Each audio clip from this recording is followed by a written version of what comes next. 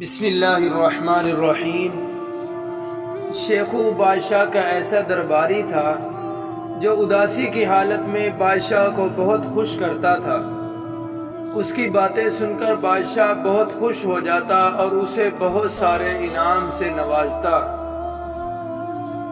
ایک دن بادشاہ اور ملکہ آپس میں کچھ باتیں کر رہے تھے تو شیخو نے باتیں سننا شروع کر دی۔ شیخو کے لیے یہ گفتگو بہت دلچسپ بنی اور اس نے کھڑکی کے ساتھ اپنا کان لگا لیا۔ اچانک وزیر نے دیکھا کہ شیخو بادشاہ اور ملکہ کی باتیں سن رہا ہے۔ وزیر نے بادشاہ کو سب بتا دیا۔ بادشاہ کو شیخو پر بہت غصہ آیا اور حکم دیا کہ شیخو کو اذیت ناک موت دے دی جائے۔ وزیر نے بادشاہ کو مشورہ دیا کہ سب سے اذیت ناک موت یہ ہے کہ شیخو کو بغیر کپڑوں کے ایک سرد خانے میں قید کر دیا جائے۔ چنانچہ شیخو کو ایک مجرم کے ساتھ سرد خانے میں قید کر دیا گیا۔ صبح جب بادشاہ کے آدمیوں نے سرد خانہ کھولا تو وہ یہ دیکھ کر حیران ہو گئے کہ ایک مجرم تو سردی کی وجہ سے مرا پڑا ہے مگر شیخو کو کچھ نہیں ہوا۔ درباری نے بادشاہ کو رپورٹ پیش کی کہ شیخو ابھی زندہ ہے۔ بادشاہ نے کہا ایسا کیسے ممکن ہے؟ کمرے میں سخت سردی ہوتی ہے اور اس کے پاس پہننے کے لیے کوئی کپڑا بھی نہیں تھا۔ بادشاہ نے دوبارہ شیخو کو ایک مجرم کے ساتھ پھر سرد خانے میں قید کر دیا۔ 24 گھنٹوں کے بعد جب درباریوں نے سرد خانہ کھولا تو دوسرا مجرم بھی سردی کی وجہ سے اکڑ کر مرا پڑا تھا جبکہ شیخو اس کی لاش کے ساتھ بیٹھا تھا۔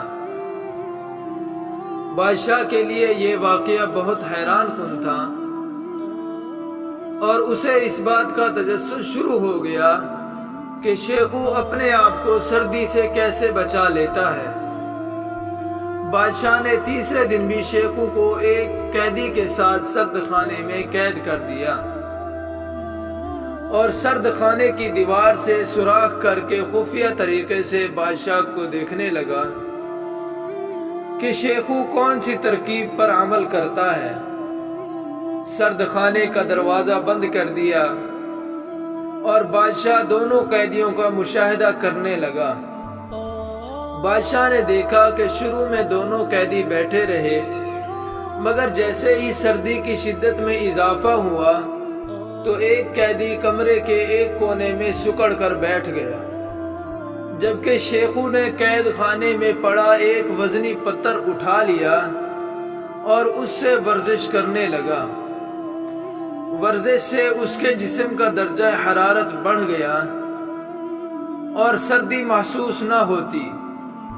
جب شیخو ورزش کر کے تھک گیا تو تھوڑی دیر آرام کر لیتا اور جب اسے دوبارہ سردی کی شدت محسوس ہوتی تو پھر وہ پتھر اٹھا لیتا۔ اس طرح اس نے پوری رات یہی طریقہ کیا اور سردی کو مات دیتے ہوئے زندہ رہا جبکہ دوسرا قیدی کونے میں پڑا رہا اور مر گیا۔ بادشاہ شیخو کی اس ذہانت سے بہت متاثر ہوا اور اس کو مزید آزمائش میں مبتلا کر دیا۔ بادشاہ نے شیخو کو 30 دن کے لیے ایک قید خانے میں بند کر دیا اور کھانا صرف 3 دن کا ہی اس کے ساتھ رکھ دیا۔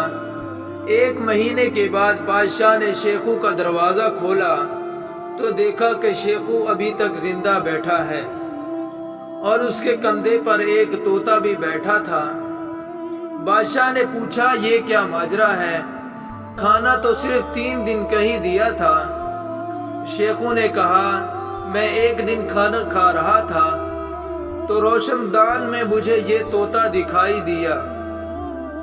میں نے اس طوطے کے آگے تھوڑا سا کھانا پھینک دیا تو یہ میرا عادی ہو گیا۔ 3 دن تک یہ میرے پاس کھانا کھانے کے لیے آتا رہا۔ پھر جب 1 دن یہ آیا تو میرے پاس کچھ نہیں تھا، یہ واپس چلا گیا اور کچھ دیر کے بعد ایک کھجور توڑ کر لے آیا۔ بس اسی دن اسے معلوم ہو گیا کہ میں اس کا محتاج ہوں۔ یہ کوئی نہ کوئی پھل میرے پاس توڑ کر لاتا رہا حتیٰ کہ مہینہ گزر گیا۔ بادشاہ نے دل میں سوچا کہ شیخو مشکل سے نکلنے کا گر جانتا ہے۔ بادشاہ نے کہا تیری آزمائش ابھی باقی ہے۔ اس نے شیخو سے کہا کہ میں تمہیں شہر سے بدر کر دوں گا۔ بادشاہ نے 10 قیدیوں کو شہر بدر کر دیا اور ہر ایک قیدی کی کمر میں ایک تھیلا باندھ دیا جس میں 5000 اشرفیاں تھیں۔ بادشاہ نے کہا جب تم اس پار جاؤ گے تو ان اشرفیوں سے گزارا کر لینا۔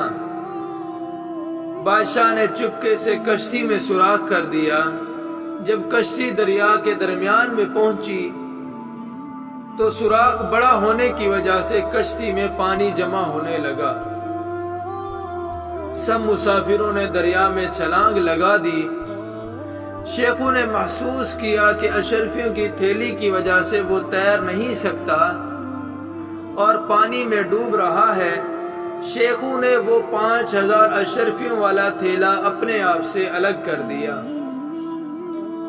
جبکہ باقی کسی مسافر کے دماغ میں یہ بات نہ آئی کہ اشرفیوں کا وزن اپنے آپ سے دور کر لینا چاہیے۔ سب یہ سوچ رہے تھے کہ کسی صورت میں بھی اشرفیوں کو اپنے آپ سے دور نہیں کرنا، کیونکہ اگر یہ الگ کر دیں تو دوسرے شہر میں وہ بھیک مانگیں گے۔ مگر شیخوں نے اپنی ذہانت کا استعمال کرتے ہوئے اس وزن کو اپنے آپ سے دور کر دیا۔